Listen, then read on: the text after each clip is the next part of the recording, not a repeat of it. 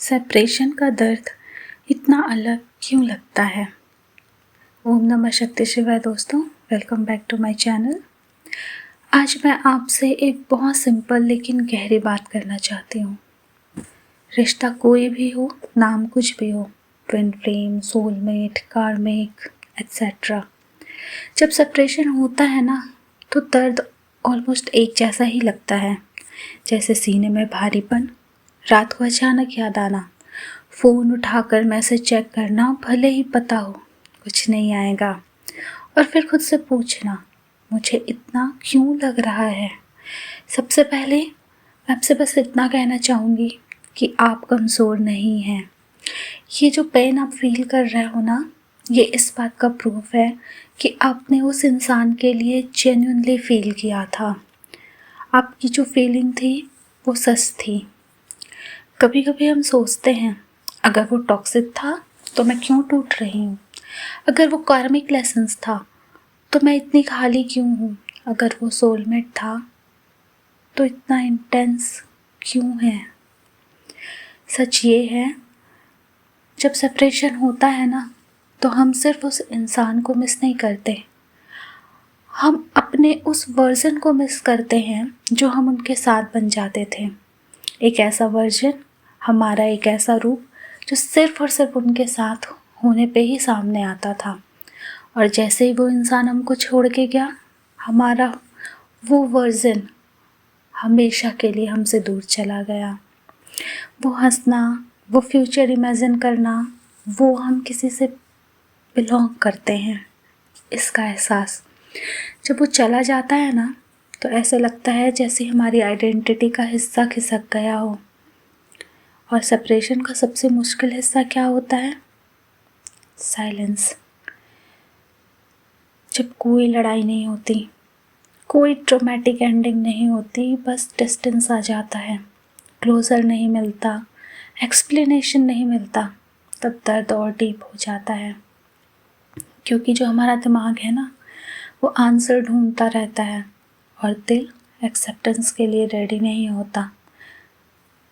मैं आपको एक ऑनेस्ट बात बताऊं, कई बार हमें उस इंसान से ज़्यादा उस फ्यूचर से अटैचमेंट हो जाता है जो हमने अपने मन में बना लिया था। वो फ्यूचर जो हम हर दिन सोने से पहले इमेजिन करते थे अपने उस खास इंसान के साथ। हमने इमेजिन किया था ना, हम साथ रहेंगे, हम ग्रो करेंगे, हमारी एक फैमिली होगी, हमारा ऐसा घर होगा, हम यहाँ जाएंगे, ये करेंगे, वो करेंगे, बहुत सारी चीज़ें। और अचानक वो कहानी रुक जाती है। तब ऐसा लगता है जैसे ज़मीन खिसक गई हो। लेकिन सेपरेशन ना गाइस हमेशा पनिशमेंट नहीं होता है। कभी कभी वो हमें वापस हमारी तरफ धकेलता है। वो दिखाता है कि हम कहाँ डिपेंडेंट हो गए थे, हम कहाँ खुद को भूल बैठे थे, हम कहाँ वैलिडेशन ढूंढ रहे थे। और ये जो रियलाइजेशन होता है ना, ये पेनफुल होता है, बहुत ज़्यादा पेनफुल होता है।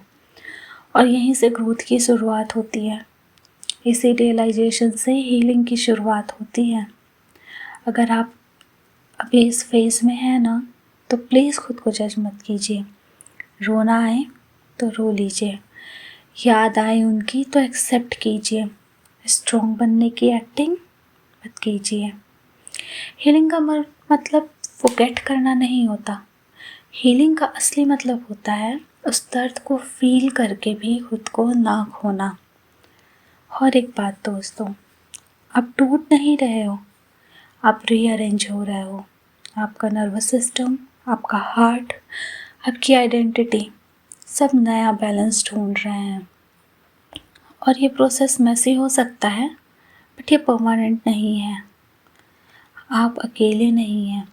रिश्ता कोई भी था, आपकी फीलिंग्स सच्ची थी। और सेपरेशन आपको छोटा नहीं करता, वो आपको मैच्योर बनाता है। तो शायद इसी फेज़ में आप खुद को सबसे गहराई से जान पाएंगे। जब आप सेपरेट होते हैं, मुझे पता है ये जो पेन है ना, जो फर्स्ट ब्रेकअप के बाद आता है, ये पेन सिर्फ इमोशनल पेन नहीं होता, ये काइंड ऑफ फिज़िकल पेन होता है। आप इस पेन को खुद के अंदर फील करते हो। ऐसे लगता है जैसे हार्ट पे कोई बहुत सारे चाकू मार रहा हो। आपकी बॉडी वीक फील होने लगती है और आपको कुछ करने का मन नहीं होता, आप बस बेड पे पड़े रहना चाहते हैं। इस फेस से, इस सिचुएशन से डरने की ज़रूरत नहीं है। आपको इसको फेस करना है हेड ऑन हेड। जब आप फेस करेंगे, जब आप ट्रूली अपने इस फेस को, अपनी सिचुएशन को एक्सेप्ट करेंगे, वहाँ से हीलिंग की शुरुआत होगी। और चाहे ये ट्विन फ्लेम सेपरेशन हो या किसी सोलमेट या कार्मिक के साथ में हुआ ब्रेकअप, हमारा जो मेन फोकस है, हमारा जो मेन गोल है, वो खुद को फिर से पाना ही है, खुद को खुद से कनेक्ट करना ही है। तो क्यों ना हम इस फेस का डट के सामना करें। रोना आए तो रो लें, और जैसे ही मन हल्का हो, हमें खुद को तैयार करना है कि हमें खुद को पाना है। याद करिए उस टाइम को जब आपके सपने थे। इस पर्सन से मिलने से पहले आप क्या थे? आपकी बहुत सारी आपने सपने लेकर आप उठते थे रोज़ कि आपको ये बनना है, आपको कुछ करना है लाइफ में। उन सपनों को फिर से ज़िंदा करिए। आपकी हॉबीज़ थी, मे बी आप में से किसी को पेंटिंग करना या किसी को सिंगिंग करना बहुत अच्छा लगता हो, या शायद किसी को कुकिंग। तो अपनी हॉबीज़ को फिर से जिए। जब आप अपनी हॉबीज़ पे फिर से ध्यान लगाएंगे, आप अपनी हॉबीज़ को फिर से शुरू करेंगे ना, तो धीरे धीरे आप खुद से कनेक्ट करना भी शुरू करेंगे। तो सारी चीज़ों को हटाइए और खुद से कनेक्ट होइए। इस दर्द में रहना ही सॉल्यूशन नहीं है। खुद से क्वेश्चन कीजिए कि जिस फेस में अभी आप हैं, जिस तकलीफ़ में अभी आप हैं, क्या आपको हमेशा वैसे ही रहना है? क्या आपको ये टूटी हुई सी, बिखरी हुई सी लड़की ही सही लगती है? या मे बी आप लड़के हैं, तो क्या आपको टूटा बिखरा हुआ रहना ही पसंद है? या खुद को हील करके फिर से अपने टूटे हुए हिस्सों को समेट कर, उन्हें जोड़कर फिर से रेडी होना है, खुद से कनेक्ट होना है, अपने सपनों को पाना है। वो सपने जो इस पर्सन के आने से पहले ही आपने देख लिए थे। तो उठिए, इस सिचुएशन का डट के सामना करिए, क्योंकि आप अकेले नहीं हैं।